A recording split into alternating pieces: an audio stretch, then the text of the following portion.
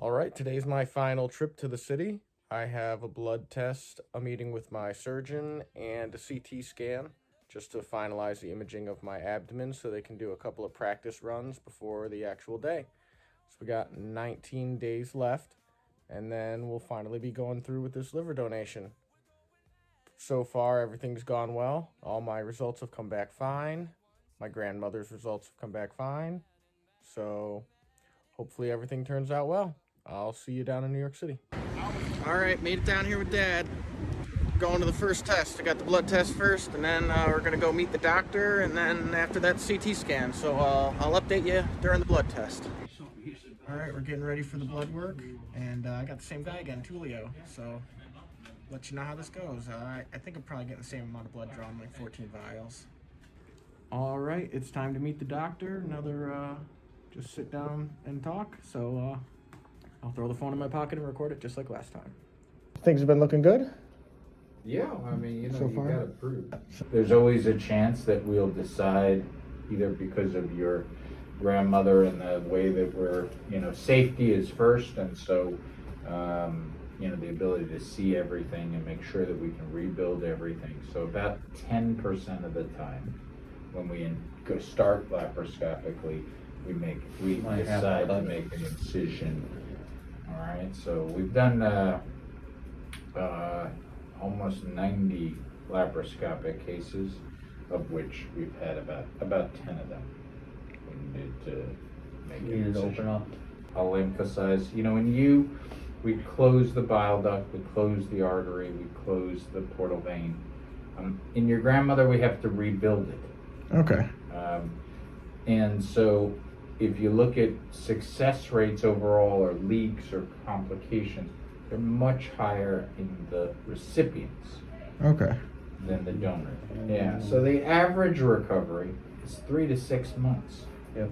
A hospitalization is, about twice as long. It's not that much, But if she has a bile leak or she has an infection, the most common thing that slows people down is that they get an infection. I just want to mention, because one of the biggest, challenges of donation is when the recipient gets sick, infections or something else. So the thing about your recovery is it's relatively fast. 4 to 6 weeks is a long time, but it's relatively quick. And as people get older, when they're 55, they tolerate the medicines at 1 degree. When they're 65 at another. When they're 75, they're more sensitive. We try to make the decision based on her having a good outcome and the anatomic simplicity for both of you. Okay. We want as simple as possible. That it's easier for you and easier for her. Is this obviously she's older, but is this the oldest patient you've done this to? That's just a question. Okay. We've transplanted people into their late 70s. Okay. I think 79 is the oldest person. One of the challenges of age is that there's more, I would say, diversity among, 28-year-olds are almost all healthy. Yeah. Some 74-year-olds are too old to have a liver transplant. All right, so this is a living donor informed consent. So Ellie's going to come by. We're going to do an electronic consent for the actual surgery. This is everybody who donates part of their liver. They ask them to sign this. All right. So I'm going to go over it. I'm going to read it. Yeah. It says at the end that I've had this read to me. Okay. I do think that this is an important part. So let's say we put the camera in, everything looks good. We start with your grandmother. Something doesn't seem right. There's a small chance. I mean, I think that the chance is about 1 in 300. I can't even remember the last time it's happened. It's been more than a decade. There are alternatives to living liver donation, such as deceased donation. Due to my donation, the recipient will receive a benefit in terms of their decreased risk of dying while on the waiting list. There's no medical benefit for my having this surgery. Okay? I took this pen. This basically says certify I'd like to proceed with the surgery, and that you told us all the information we need to know, and you're not getting paid. Okay. So, So I sign here. I, Lucas Barrow. yeah. So she's still on the list at this time? Yeah, It's 123. she'll never be taken off the list.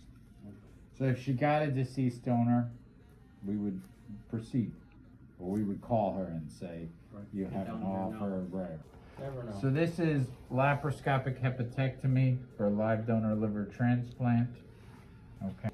So we will call you after we've reviewed the CAT scan to confirm the side and the approach. Okay. The whole purpose of all of this is to have this, everything kind of worked out Concrete. beforehand. And we know exactly what we have a 3D model. We know exactly how we're gonna do the surgery before we do it. You did blood work already? Correct. Great. Yeah, Okay, I so think that's he's what all I got. done. Yep, Tulio. Great guy. Yeah, he's Okay. All right, everybody, you heard it. It went well. See you next time. All right, we're at the imaging center waiting for the CAT scan. Should be about half an hour here and waiting, and then I'll update you before I get into the room. High fashion. I went for the front this time. All right, all the tests are done for the day. We're gonna get headed back home, and I'll update you guys when we get closer to the day of surgery.